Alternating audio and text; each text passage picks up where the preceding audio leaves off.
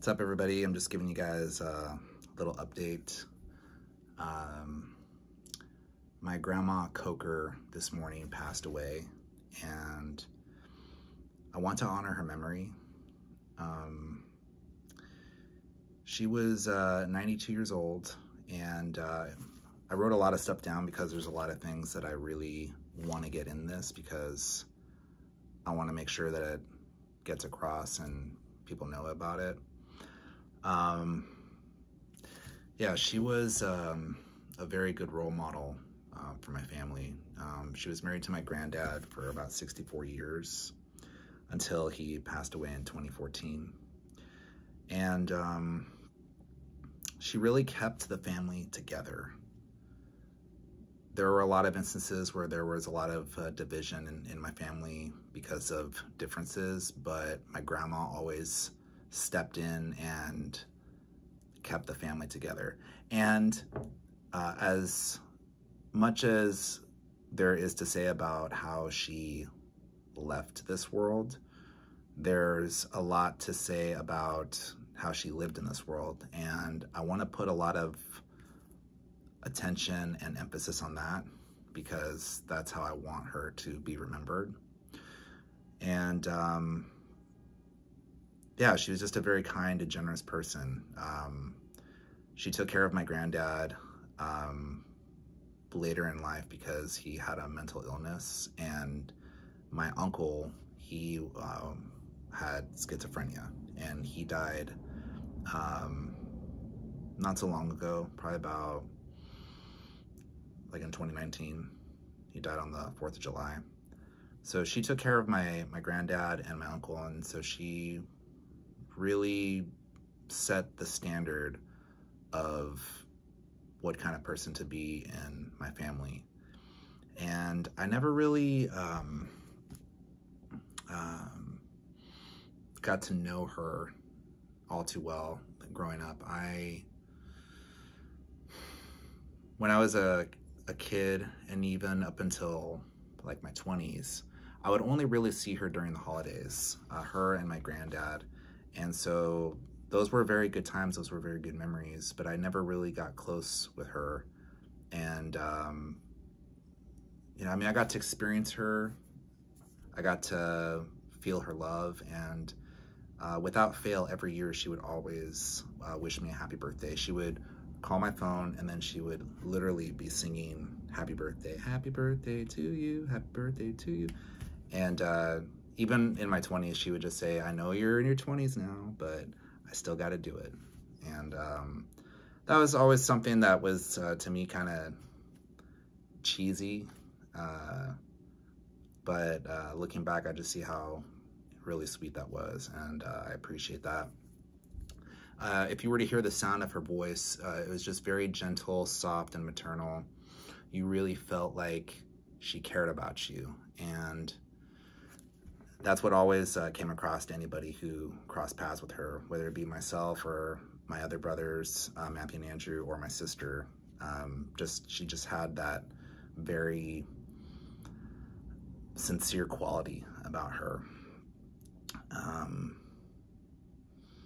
When it came to Christmas, she was one of the best gift givers. She always had a pulse on what to get you for Christmas, and it would either be something that you wanted, or something along the lines that you wanted, or something that you needed that she thought that would be very helpful for you.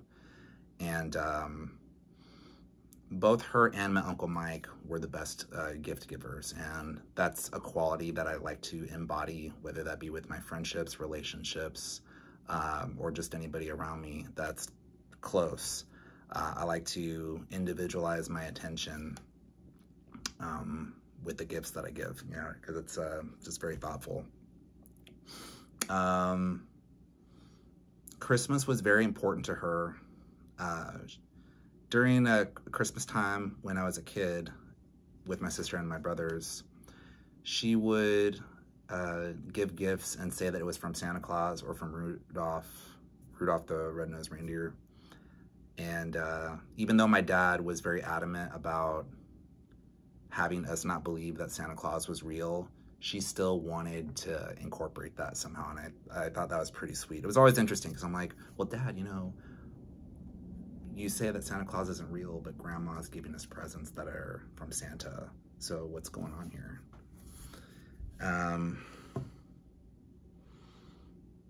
She was also a kindergarten teacher for about 44 years, and she loved teaching. She loved teaching. That was one of her passions. She was a very, very, very mercurial, very analytical. My grandma was a Virgo, okay? So was my granddad. Very, very analytical, very detail-oriented.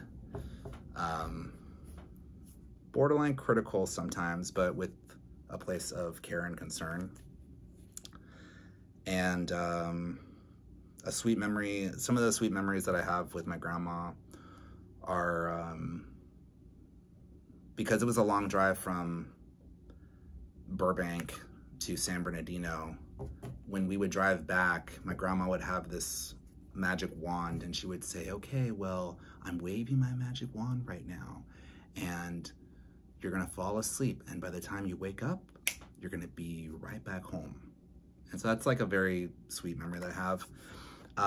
I started getting close with her because she had a really bad accident like December of 2020. And so I took care of her for a little bit, for like a month. And then in 2022, I had which was last year, I had a little accident at my apartment, a water damage, and the plan temporarily was to stay with Grandma. Hey, Grandma, you know, I need a little help. I need a place to stay because my place is destroyed. Carpet, ceiling, walls, water damage. So the plan was to stay with her for a couple months, but unfortunately her health started declining, and little by little I started to take care of her, and her health just really started declining, and it became very stressful. She had dementia, she had pain in her legs, and she was just very pain sensitive, and you know, it became a lot. It became a lot to where my dad had to step in, and we both took care of her in her last days. But for the majority, I was the one that took care of her, and that was a very difficult, humbling, and very transformative experience. I've had an issue with my mortality before. Like, I was in the hospital a couple years ago, and I was in it for a week, and I had critical low levels of calcium, and you know, I can share that another time. So I've had my brush with, you could say, death back then, but this time it was different because it was just in my face every day that one day you're gonna be this old someday. If I'm lucky to make it that old, you'll be like this someday, and you're gonna decline just like her, just like how everybody else does. So it was just a lot in my face, and I just put a lot of emphasis on just mortality and life and how to really live the way that you want to. And yeah, there were many times this year that I thought it would be the last time that I would see her in the flesh. And so I have peace of mind knowing that I've said everything that needed to be said. And my belief system is a little bit different.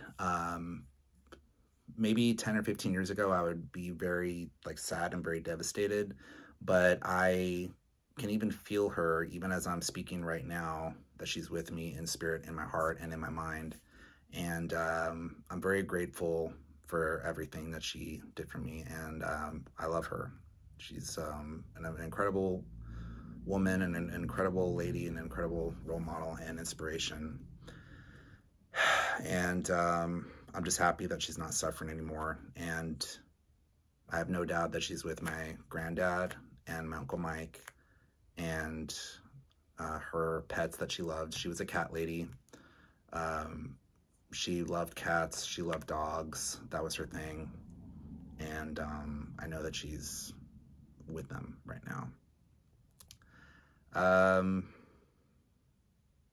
Yeah, I think I said everything that needed to be said. One last memory that I want to share is, so this year, one of the things that I would do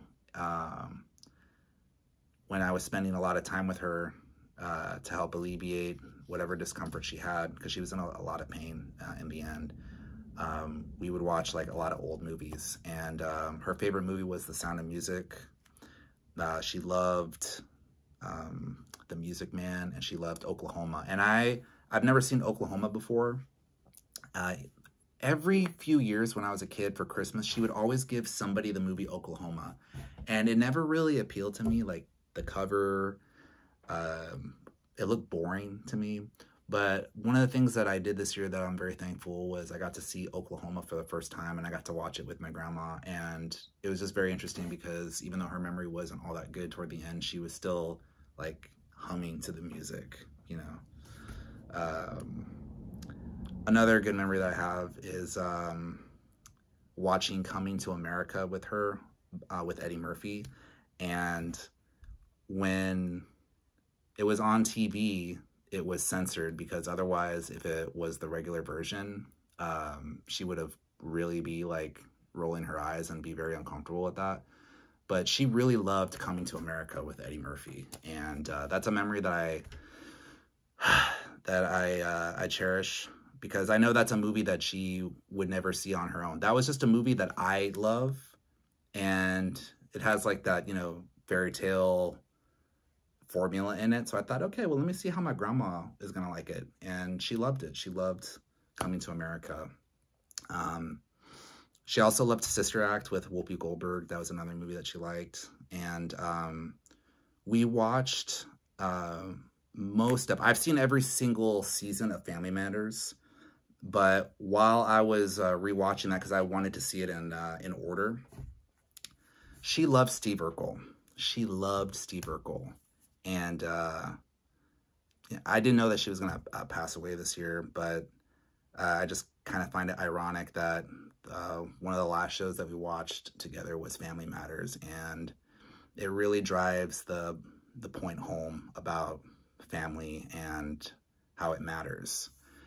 And right now I'm on a new chapter in my life. She's been between going to the hospital and the nursing home and the hospital again. I've been relieved of caring for her for the last 6 weeks. So it's been very, yeah, it's just been very different. And I'm still adjusting and getting used to it.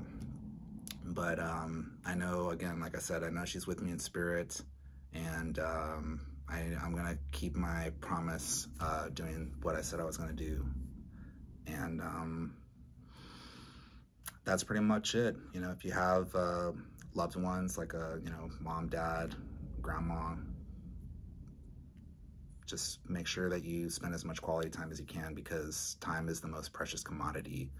And right now I'm 34. I'll be 35 in April next year. With everything that's happened to me this year, I'm very choosy about my time, who I spend it with, and what I do with that time, because, you know, as the saying goes, memento mori, you know, one day, you know, you will die. And that's pretty much it. So thank you, Grandma. I'm grateful for everything that you did for me. I love you. Thank you for everything. And there's no need to say goodbye, because you're right here. I love you, and I will see you around. And with that said, thanks for watching, and I will see you on the next one.